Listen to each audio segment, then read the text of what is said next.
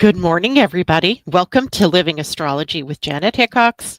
It's time for you to grab your cup of coffee or your tea, sit back and relax while we chat about what is happening in the stars above. I have an empty cup of coffee. I've had to have hot chocolate this morning because the power on one half of my house has gone out. Yay! I was getting ready to go to bed last night, drying my hair before I would go to bed, and the power popped, and the GFI outlet that is protective. So, yay, it did its job, blew out. So I went to bed with wet hair. The refrigerator is now having to work on propane because it doesn't work without the GFI. And that is only second in the biggest issue of the weekend, which was the rain that we had Friday and Thursday night, all day Friday into Saturday morning. And Friday afternoon, when I was getting ready to finish my day, I got up and walked out and realized my whole ceiling on this half of the bus was wet. Yay, we have a leak. So bless my son-in-law's heart because he was able he jumped into action, right? He went outside, he has this giant tarp, and Heather and I got the big 4 by 4, whatever you call them, posts so that he could put it up on the roof and keep the roof from leaking. And as soon as Terry got home, we put we put fans on and dried the ceiling out. But what? What the hell, right? Water, now electricity. So, the pleasures of owning your own thing, your own home. So, yeah, today, luckily, as luck would have it, it didn't create a fire, and I can still broadcast because this side of the coach has power. But I can't make coffee, so my daughter just left to go get me Starbucks. She's so sweet. I guess I could have gone in the house and made some, but oh my goodness. So I start out Monday in a crazy sort of way. But if you have coffee and tea and not have an issue with your power, sit down and relax while we chat about all of the things that are going on this week. So, let's start the day with the moon, which is now in the void. And this is, astrology in action to me is always so eloquent. So the moon is in the final degrees of Gemini right now, a sign of communication. Mercury is the ruler here and no longer in retrograde. So things are being revealed, right? Things that were hidden now being revealed. And of course, that's happened to me twice here now. And also, as the moon is settling, through the sign of Gemini, it is in the void. Void, of course, the moon is making no new content or contacts with planets until 3:06 p.m. Eastern time this afternoon when it moves into the sign of Cancer. So fascinating because Cancer is the sign of home, real estate, everything to do with security and safety, et cetera, family, traditions, all of that. But Terry won't get home from work until after 6 o'clock, probably, and that will be a perfect time. The moon will not be in the void, it will be in the sign of Cancer, and he will have good luck putting in the new electrical outlets, I'm sure, right? So, timing is always pretty funny, isn't it, right? So let's talk about the moon in the void because we haven't had an opportunity to talk about that lately. And it reminds me that, here's a week where Jupiter today moves into the sign of, into the gate 53 in human design, which is a gate called starting things. Right. So it reminds us of new beginnings, of getting something going. And yet we start the day with the moon in the void, right? The void is a time where we don't do much, right? It is a um, directionless sort of time. It is a pause, right? This is the pause before the next set of actions takes place. So to use a metaphor here, it's like, when you've finished one task but haven't yet started the next, you're in a liminal space or the space between, right? So today, from literally 7:53 a.m. this morning, your time, so just before we started the show this morning, the moon went into the void. And it's best not to do certain things when the moon is in the void. One of those things is to not start something new, not a new project. If you've been working on a project already, not so much of a big deal, but in the void, the energy's just kind of wandering around, right? The moon isn't really presenting us with that opportunity to push forward. So, timing wise, because the moon is all about timing, it's a time to just pause, to rest, to make a plan, to do something different, whatever it is that's being presented to you. It's not a time to make big decisions. It's not a time to sign contracts. Those things that you do like that during a void of course moon tend to not stick, right? So remember that about the void. Now, what is there to do in a void of course moon? Well, routine tasks, right? The things that you typically do, taking out the trash, washing the dishes, cleaning up your office desk, whatever, those normal things are you do. Finish what's already started. If you have something that was left over from the day yesterday, perhaps you can go ahead and finish that. It is best to do spiritual practices, some journaling, or, things that have to do with resting, relaxation, taking care of yourself, right? Those are the kinds of things that we do. So take a look at the day today, at least, until 3:06 p.m. East Coast time, which will be noon uh, West Coast time, and just use it as a pause for integration, but not for productivity, right? These hours won't be the ones that really generate a whole lot of progress towards something. And then at 3:06 p.m. today, your time, East Coasters, the moon comes home, right? She'll move out of the sign of Gemini and into the sign of Cancer, which is the sign that the moon rules. It is her domicile or her home. And it is her return to the place that she's most comfortable in, right? It's her place. And it is all about emotions, intuition, the desire for safety, and nurturing. And all of those things become stronger for the next few days while the moon is transiting through that sign. We may feel more sensitive both to emotions that we're generating, but also the emotions that come up from others. We may feel more need of comfort and connection and safety and security and family, food, the home, all of these things take priority. They move to the front of our realizations, right? Or to our day. So this shift with the moon can feel kind of like you're moving from the mental Gemini realm into the more emotional waters of Cancer, right? The more intuitive, emotional, home oriented sign.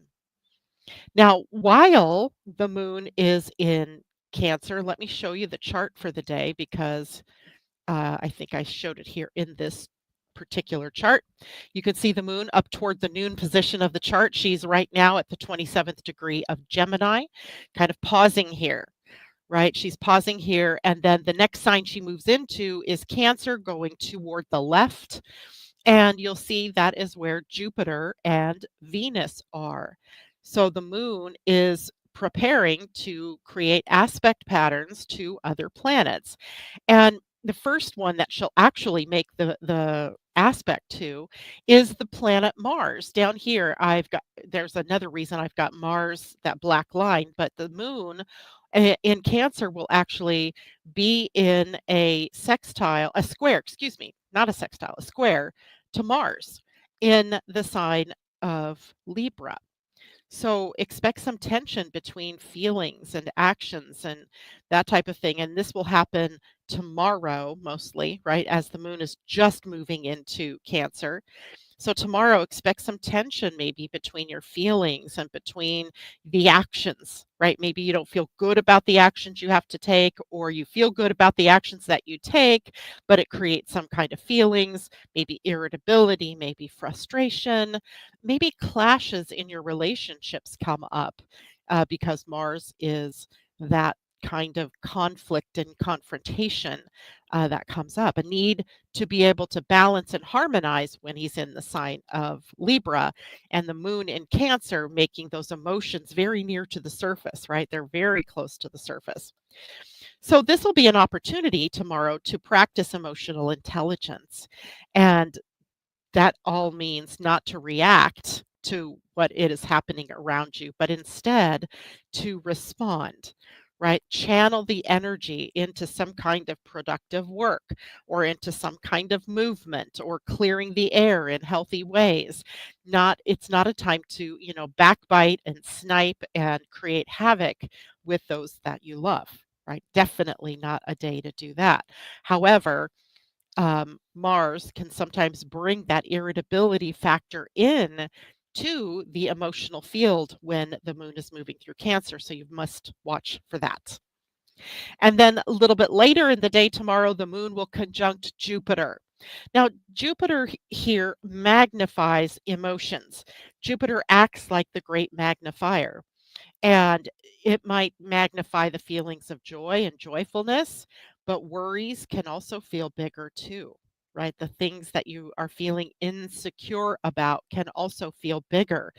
While we say that Jupiter is a benefic planet, and he is to be sure, he can also magnify whatever the energy is that you're sitting in, right? So if you're sitting in a pity potty, that gets magnified. If you're sitting in a joyful potty, that gets magnified too, right? So make sure that you remember this is an expansive and generous energy when the moon conjuncts Jupiter. It's optimistic by nature. And it's great for deepening our connections with one another, your family, sharing wisdom, or maybe simply indulging in things that bring comfort and a feeling of belonging, right? Those are the things that Cancer really thrives on. And then the next day, Wednesday, the moon will conjunct Venus in Cancer. Remember, Jupiter and Venus last week were in a conjunction, and now this week they've separated somewhat, but Venus is still in the sign of Cancer. And this kind of brings tenderness and compassion and beauty into the picture.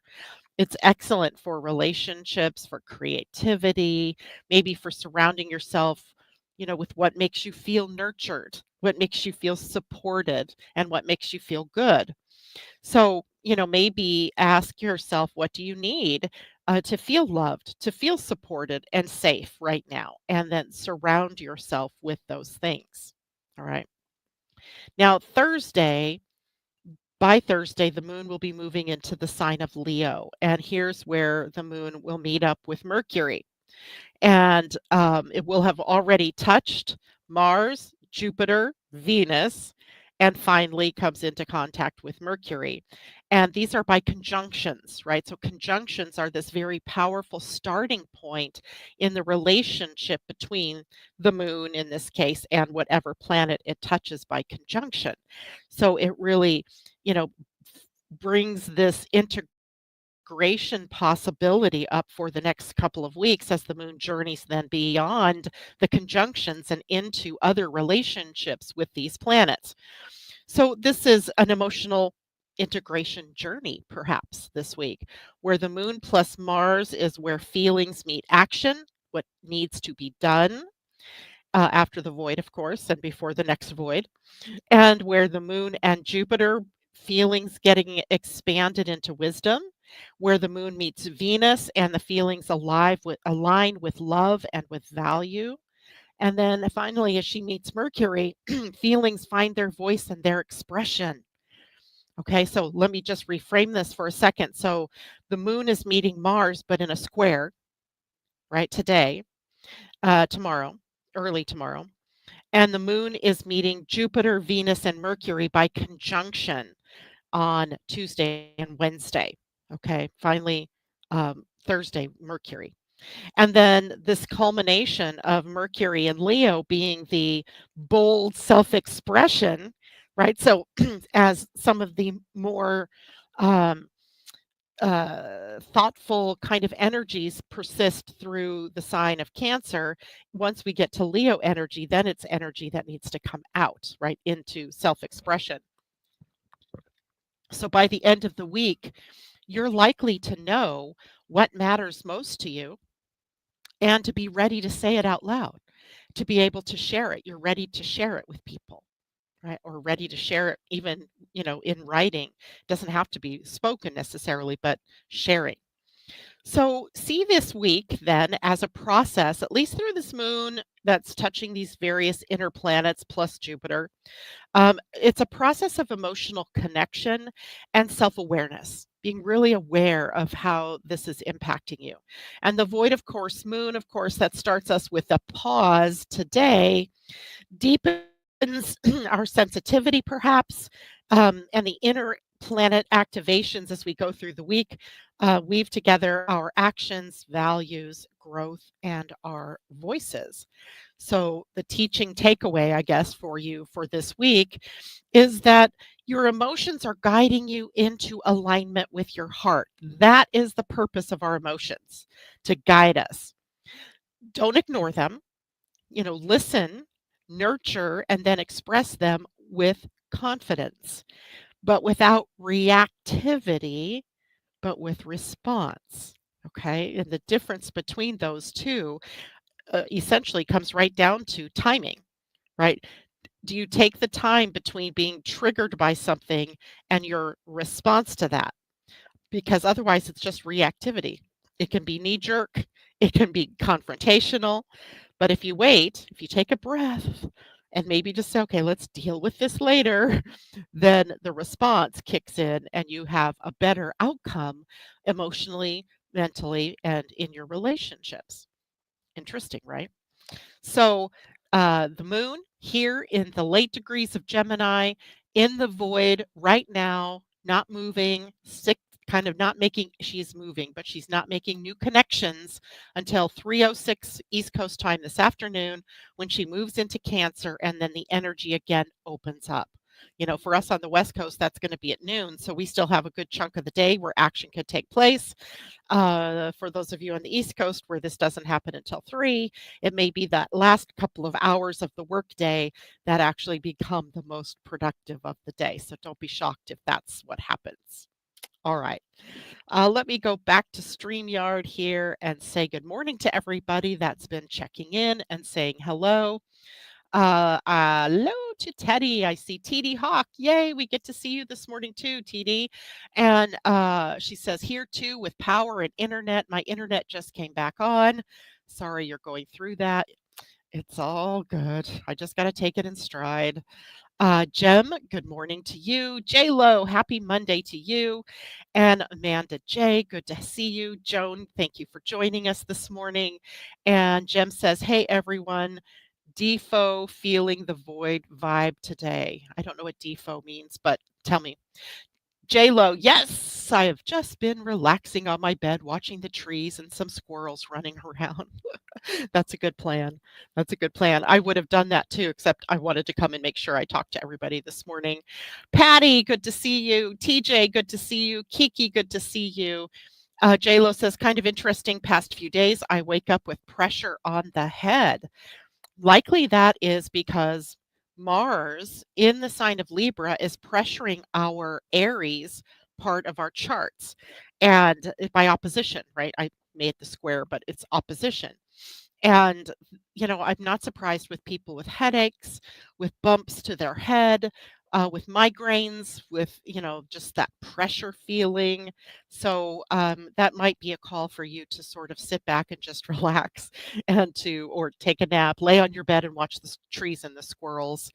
Um, TJ, Senile instead of sextile, right? It's a sextile. Debbie Tibbetts Tumiel, good morning to you today. Christine, good morning. Just got here. Whatever happened, hope it gets better. What I was talking about is our storms here in the Northwest, late Thursday, all Friday, and into early Saturday morning. It just poured, and we discovered we have a leak in the ceiling. Likely it's not a leak because something's broken. I think it might be a seal around the air conditioning unit up on the top here. And the ceiling got wet inside, right? Water. So we had to dry it out. And then last night, I was drying my hair before going to bed, and the GFI outlet blew, and we have no power on this wall, on the outside wall. In the bedroom, I do, but not back here or up front here, and that has to be replaced now. Having so much fun being a homeowner. Um, so that was what we were talking about earlier. All right, let's move now to the Human Design Week. So I'm going to share my screen here with you so you can see, because we have two big movements taking place this week in human design. And I wanted to be able to share that with you. So first of all, when you're looking at this, let me make sure you're actually seeing it this time. Yes, you are. Okay. Um, when the two things that are in blue are the sun and the earth's placement for up through Thursday. And remember, Friday we talked about the sun that was in the gate 29, the gate of commitment, and moving into that energy on Sunday, yesterday, and the earth being in the gate 30, passion, and how it is that this week teaches us about saying yes to the right things, the correct things, the things that are aligned with our passions, and not saying yes to everything, right? That blows out our energy, it sends us into burnout mode, etc. So I put those in blue because they form the backdrop of the week. But today, the planet Jupiter moved into the gate 53, and the gate 53 sits down here on the root center. It is on the upper left corner of that, and it's called the gate of starting things, right? It is in the root center, and that root center energy pulses upward, outward, either toward the emotions, toward the spleen, or toward the sacral. And it's a format energy. It formats, if you will, what our next steps would be. So the next steps here are in the creative process of beginning something, like in the beginning, right? Now, Jupiter is also, well, first of all, this gate is also about cycles, growth cycles, and initiation into the next steps for us. But remember how we just had this conversation about the void. So this morning, or at least until 3 p.m. East Coast time, it's not the time for that new beginning, right? Maybe you're planning, maybe you're dreaming, maybe you're, watching the trees and the squirrels, and then the aha comes, and then you can take actions later. It's a seed moment. We're about to get ready to push something to get underway, right? To get started, to get moving. So let's talk about the root center here for a minute, because this is a pressure center. The root center is the very bottom center. It's the interface between the human body and the earth, right?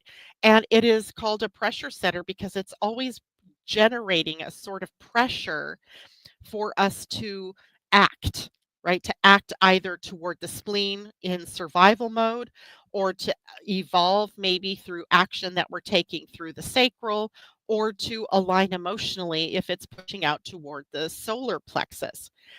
And it's not about consistent energy. The root center pulses on and off.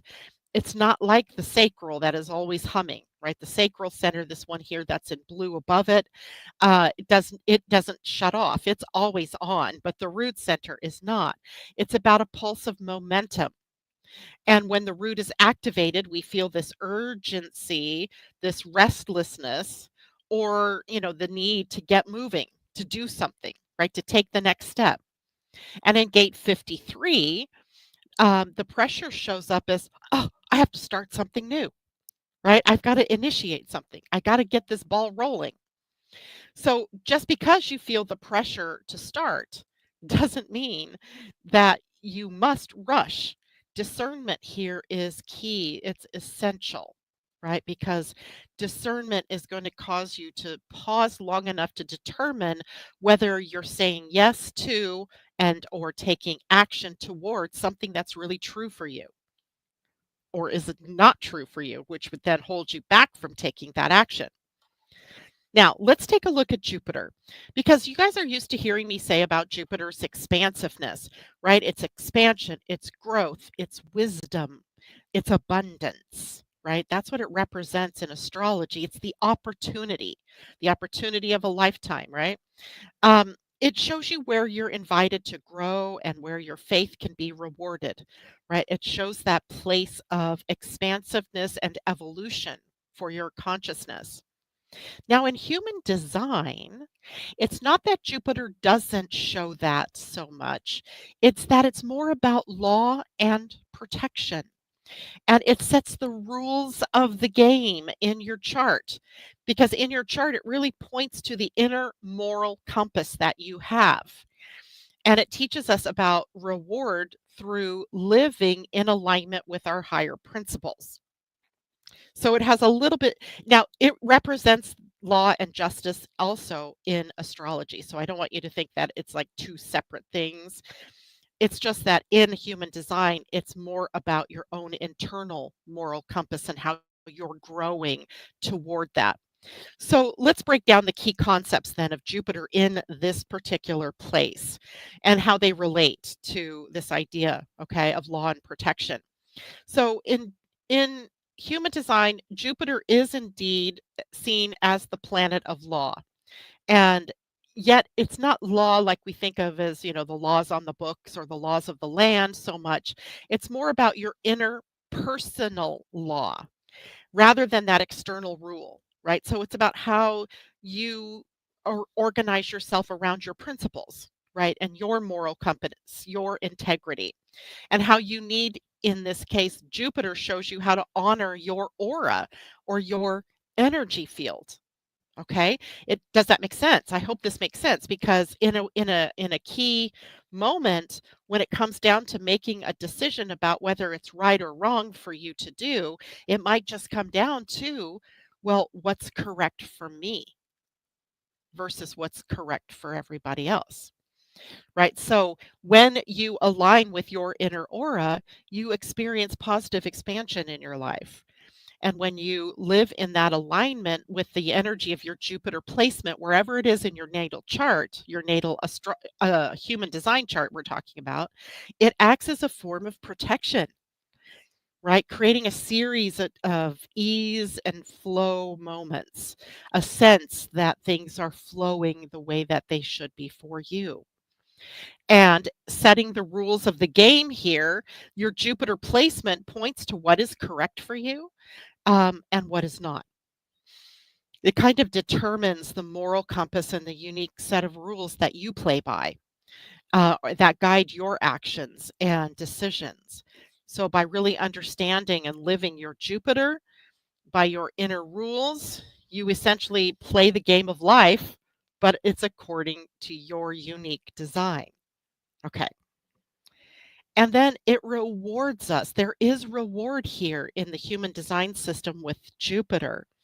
And often we'll say when you do your Saturn duty, then Jupiter gives you the rewards, right? You can't reap your Jupiterian rewards if you haven't followed your Saturn, right? If you haven't lived by your Saturn. So they work together. Um, so te- the teaching here about Jupiter is that it rewards us through living in alignment with our higher principles, our values, right? Our values. The system of human design suggests that when we honor our Jupiter placement, and live in accordance with our inner rules, principles, laws, that we're rewarded with abundance and prosperity and opportunities for growth, and particularly in the material and the financial realms, right? Because Jupiter does tend to rule that area. So, in essence, Jupiter's role in human design is a powerful one, second really only to the sun's influence in what are your core, your core reason for being here. It does provide a bit of a blueprint for you too about what's correct for you and offers you a path toward expansion and toward prosperity when you're living in alignment with your authentic self. So here in the gate 53 in the root center down at the very bottom of the chart, we're expanding this week the root pressure energy to begin new cycles. But it's also teaching us the laws of right timing and wise beginnings because it's got to be sort of personalized as well. Right. For instance, in my own human design chart, I have the gate 53, but it's open. It's not defined. Everybody has a gate 53. It's either open, meaning it's white, or it is defined, meaning it has color sitting at it. If it's white, it means that you're kind of conditioned by others in the outer world or by transits in the outer world. If it's defined, you have your own sense of putting that energy out of new beginnings, right? So in the gate 53, what we're looking for are wise beginnings, right? So the shadow, if we look at this now through the gene keys, if we want to look a little deeper into the hologram of the energy, in the shadow, this is immaturity or taking action by jumping into something without foresight or starting but not finishing could be another result of the energy at the gate 53 in the shadow of immaturity. In the gift, it's expansion.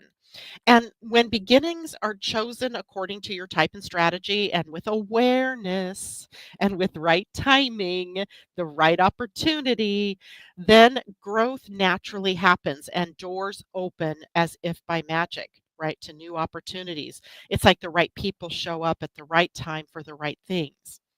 In the city, I love the word in the city in this gate 53, it's superabundance.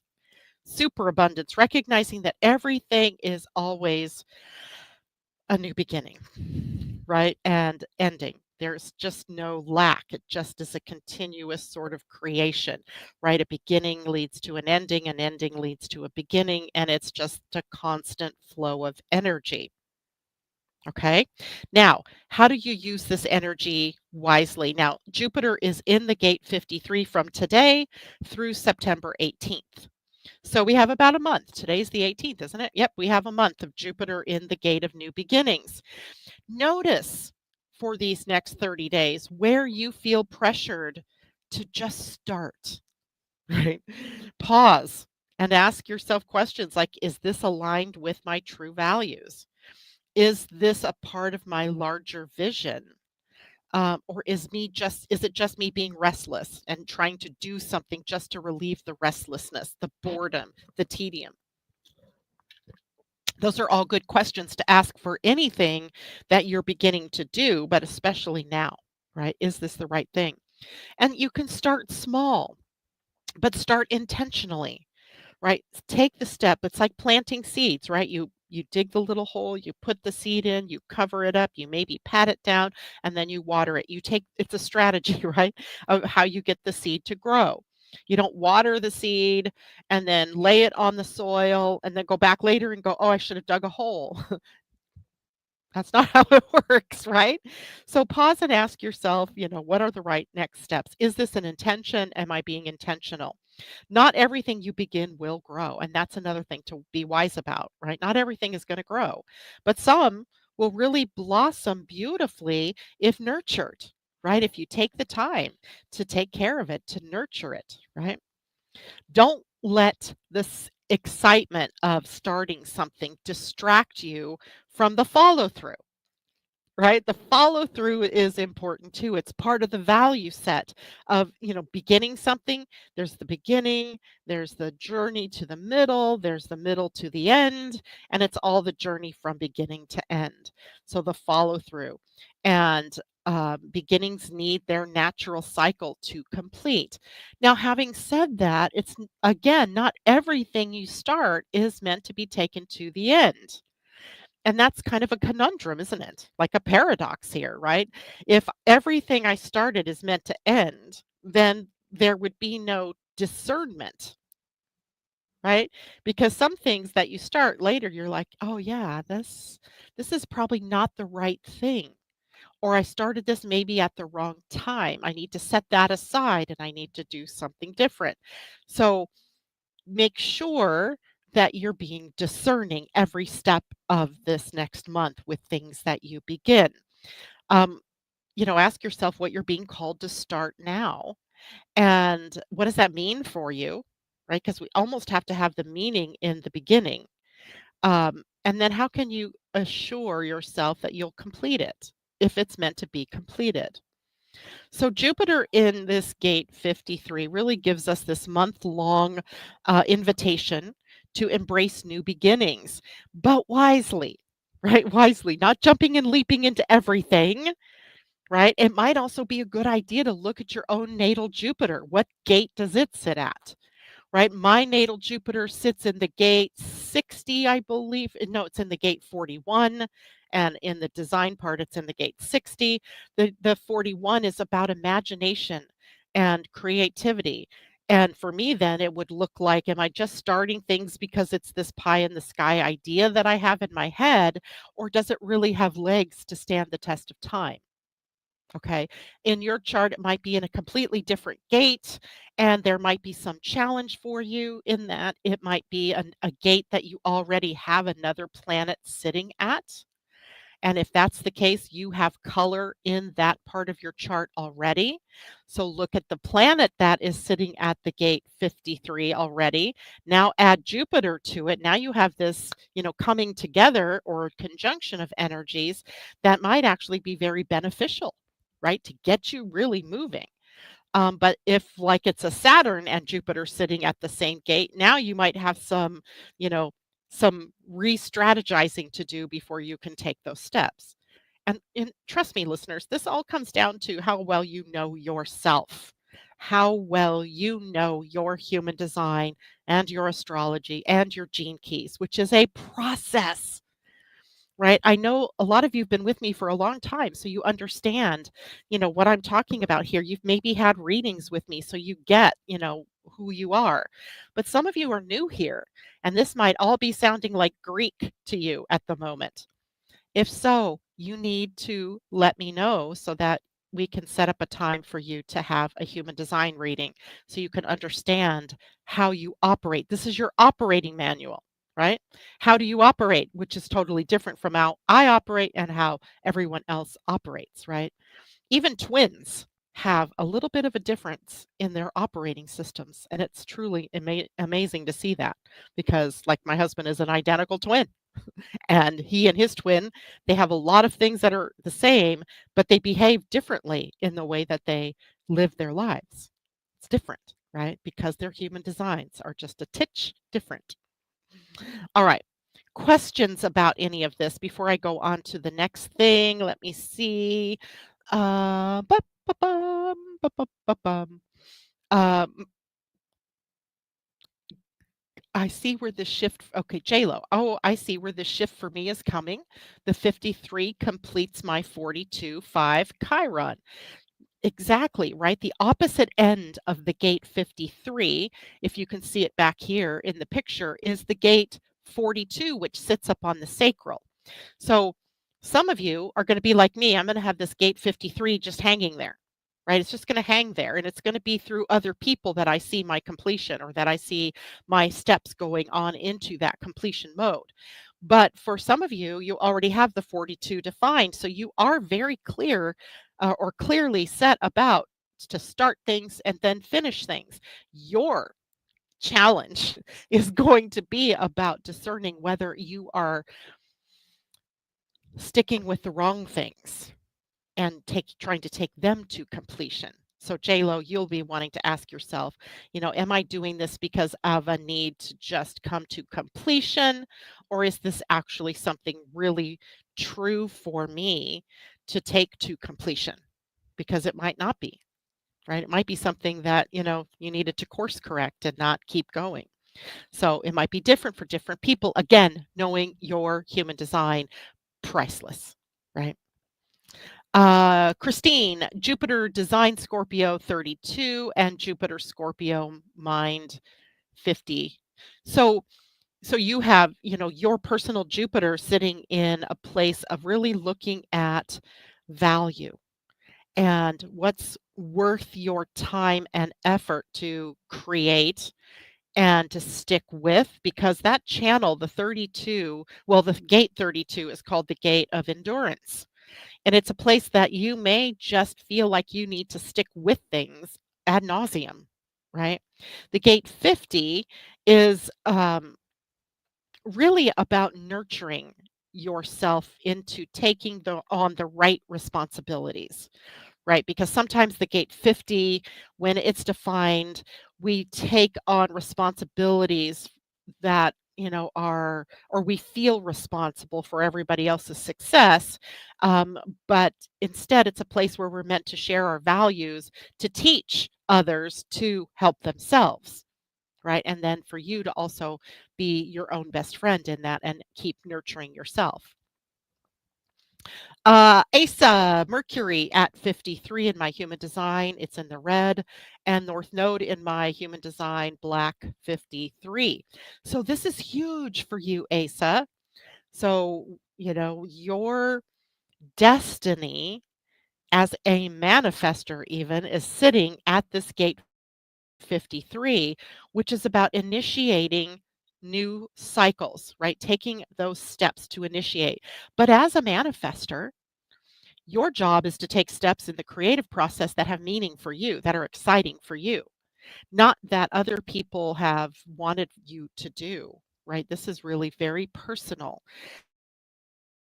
And as a manifester, you are the initiator. There's no rule that says a manifester has to take things from start to finish. You often won't, right? But if it's important, if it has meaning for you, if it is aligned with your values and your integrity, then yes, you will finish things. But by nature, you likely begin a lot of things that just don't necessarily go anywhere. You just got to be okay with that. That's just the creative process for you. Tamra, my Jupiter is in gate 20, a gate of patience, right? So you're adding patience to these new beginnings, right? Your kind of your role for this next month will be, I'm going to plant the seed, but I'm going to have to call up patience as well, because my natal Jupiter, my natal inner integrity, is about being able to stay the course, right? To stand the test of time. So, and Christine says, I've stayed for too long. And that is definitely a possibility sometimes, right? We take on the new beginning, but then we stay in this place, even though every sign on the wall is saying, quit, stop, go somewhere else, do something different. So we sometimes have to have the wherewithal, the discernment to know when the new beginning has come to its natural ending, right? That it's not going any further. Because sometimes, I do this too. I start something new and it goes nowhere, right? It was the wrong time, wrong people, wrong opportunity, things like that. So sometimes, even when we know better, we do this because we're human. Okay. All right. Now let's go on to Pluto, because Pluto also makes a change this week. This week, Pluto is moving into the gate 60. Now, he has been in gate 60, had been in gate 60 for a while. This is called the gate of conservation. It is also on the root center. Interesting, right? Jupiter and Pluto, both in gates on the root center. And Pluto is the planet of deep transformation, power, and collective evolution. So he's now shifting. On Wednesday, he shifts into the gate 60, conservation, that sits on that root center. Remember, the root center is a pulsing energy. So Pluto transits always mark a sort of long-term generational shift that we're making. And wherever Pluto goes, it uncovers the shadow, usually first. And we see that very clearly in the outer world with the shadows of Aquarius popping up. But he forces us to face those shadows and to rebuild from a higher perspective, from a higher frequency, not just perspective, but the frequency. So the frequency of love, of tolerance, of power, new power dynamics, all of those things, we're asked to elevate. Now with Pluto in the gate 60, and you can see it right next to the 53, the collective focus is in how we use our resources and how we set limits and how we conserve what is essential. It's conservation. Uh, how do we hold on, or how do we manage our resources, including time and energy and money, to be able to, live comfortably for the long haul, right? To be able to establish, a timeline of enoughness for the future. And just like Jupiter's placement here in the root center, this is also activating the root center. So another pressure point that we will feel. And hold on, I'm going to check something real quickly because I think Pluto is in 60 until, I want to say November, until December 5th. So from Wednesday until December 5th, we will have Pluto sitting at this gate 60, and then he'll move on into a different gate. So the root center is the pressure and the drive to do something, to move out onto life's journey. And in gate 60, that pressure becomes about limitations. In quantum human design, it's conservation, but in traditional human design, this gate was called limits or limitations.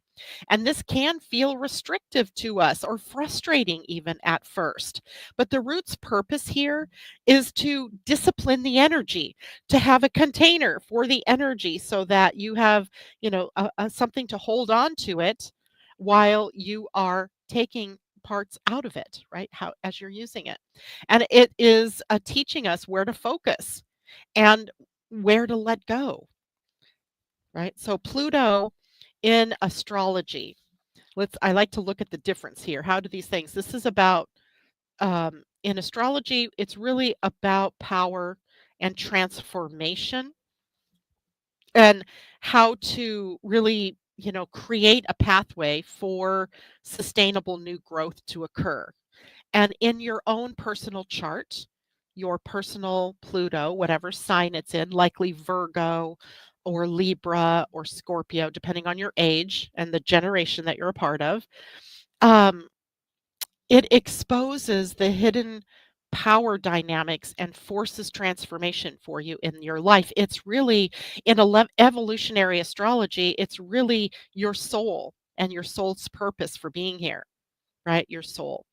In human design, Pluto points to our evolutionary lessons. So, what must die in order for you to grow, right? In order for your consciousness to grow. And it shows the deeper truth that you can't escape. So, Pluto really has a very important role here. It's what you're needing to shed in order to grow, right? So, it's an old something, right? Something that's not working in this lifetime. And then, Pluto in gate 60 asks us to face the truth of limits and of conservation, right? Both. And how we handle rules, how we handle boundaries and sustainability on both the personal and the collective levels.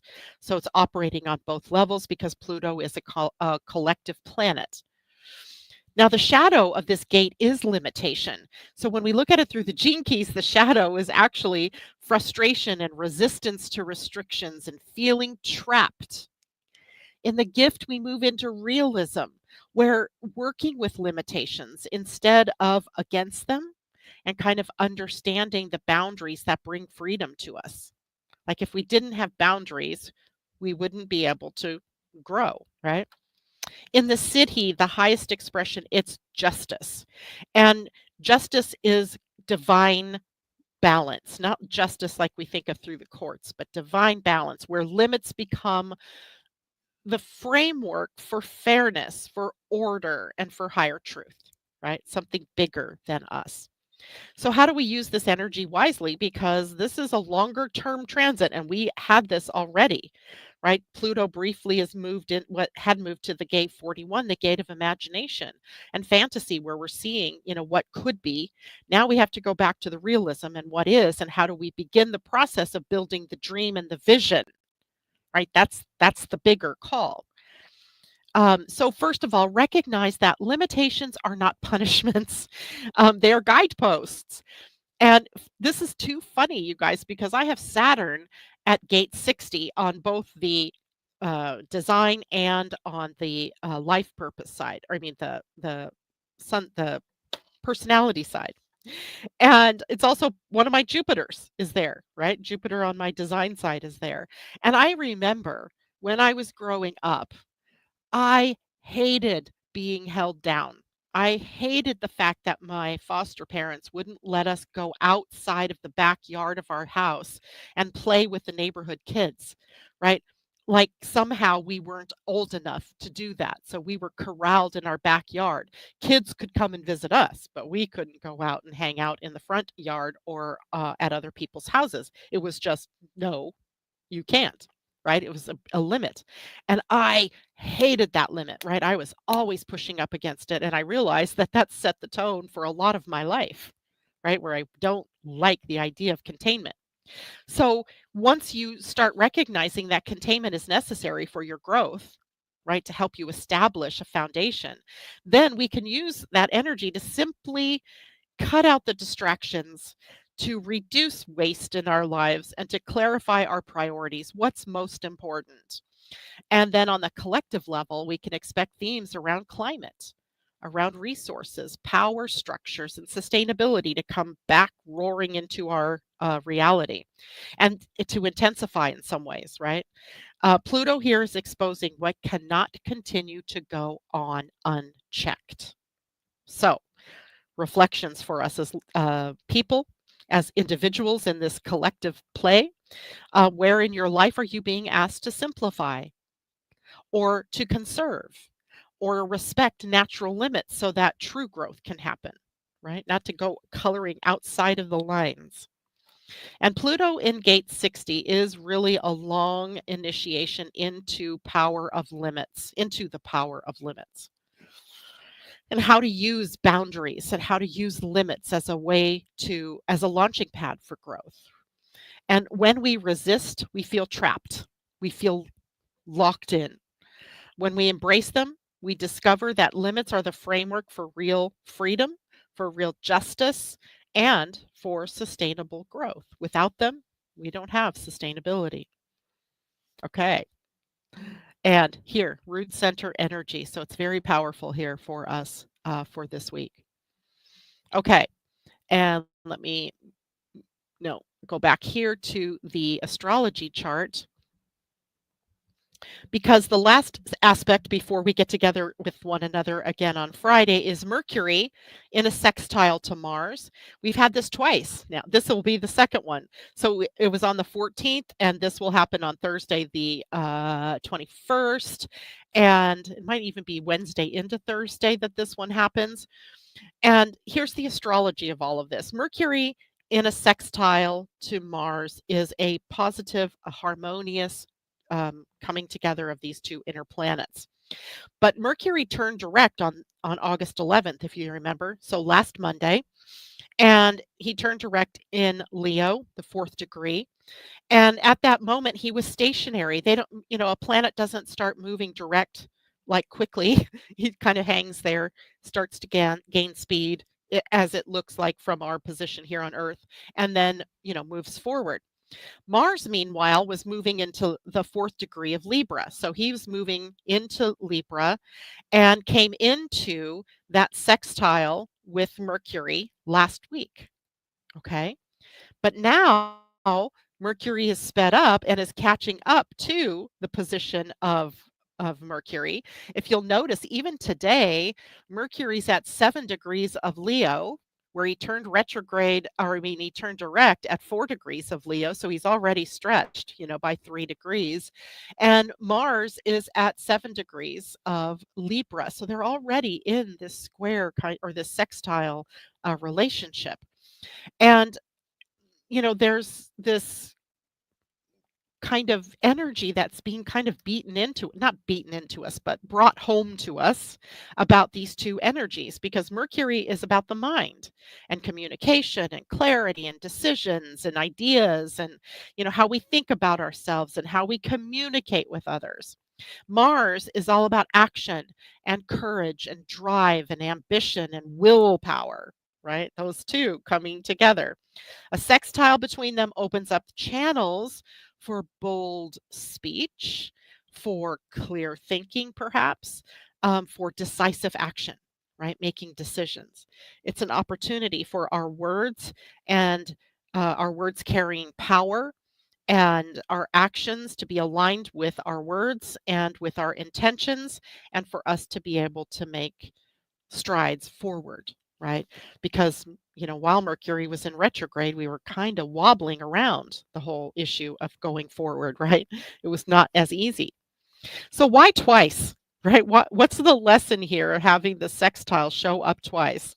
Now, the first sextile, with Mercury nearly stationary on that day, gave us a preview, maybe. Words and ideas may have come in. Maybe there was not forward momentum yet. Maybe there was no real impulse to go forward. Maybe things felt tentative, or maybe your thoughts hadn't really fully organized around what actions you wanted to take, and that's can be a problem, right? If you don't have the way to put it all into words yet, then actions necessarily have to be stalled, right? Because you can't. We need the words, we need the actions together. And the second sextile now is the real deal, right? This is where Mercury's moving forward now, giving us clarity and momentum. And what Mars has been urging us to move forward with, perhaps, is what can now take place. This double pass is kind of the universe saying, think before you act, and then act with clarity. Don't act with, illusion. Don't just talk about it. Now is the time to follow through with it, right? Put your money where your mouth is, right? So, how do we use the Mars Mercury sextile in a way that's really positive for us? Well, this week, watch for opportunities to speak your courage, to speak with courage, and to speak with diplomacy, both, right? Libra and Mars, diplomacy and tact, very necessary in your being able to speak your truth. And it's a great time for negotiations, for courageous conversations, and aligning your thoughts with your intentional actions, right? Get that alignment going. And because Mars is in Libra, remember that balance, because balance is something that Mars doesn't often care about. But he has to care now because he's in the sign of balance and harmony. Courage doesn't mean steamrolling people or steamrolling your way through something. It means standing firm and listening well. A part of the whole Mercury communication thing is part listening and part speaking. So, Mercury sextile Mars twice in 1 week is like the universe really, handing you a second, maybe chance or opportunity to align your thoughts and your actions. And if you've hesitated the first time around, then now you can speak with clarity, and now you can act with intention and move forward with confidence. But just not these few hours today while the moon is in the void. Remember, until 3 p.m. East Coast time, 12 noon West Coast time. And here's a reminder for everybody. Remember that, this week's energy backdrop is that we have the sun in the gate 29, the commitment gate, and we have Earth in the gate 30, which is about passion. And this is until the 22nd. So all of these energies that we've talked about are all happening in the backdrop of, that sun and Earth connection. And these two gates color everything that we're experiencing right now. The gate 29 is about saying yes, and saying yes to what truly matters, not saying yes to everything, but being aligned with your own passion, where the earth at gate 30 is, right? Feeling of passion, feeling desire and emotional fire, right? Feeling that passion inside. So together, the sun and the earth remind us that every choice we make this week is flavored by commitment and passion. So as the gates start to open for us to be able to take those moves forward, remember that you're not here to say yes to everything. You're here to say yes to the correct things for you, which might be different from what's for me or for anybody else in your family for that matter. All right. Couple of announcements. Don't forget this week, Wednesday, is the Autumn Eclipses webinar. I will post the link for that for you in the description of the YouTube video, but also on Facebook, on Living Astrology's Facebook page. Um, don't forget the eclipses are big this year, right? September 7th, September 29th, two eclipses, a lunar, a solar, that are very impactful. These are biggies, right? And they occur across the Pisces Virgo axis. The potential for us to let go of victim energy and the potential for us to shine in our highest and best selves, right? Our divine selves. And that will be on Wednesday. It's $22.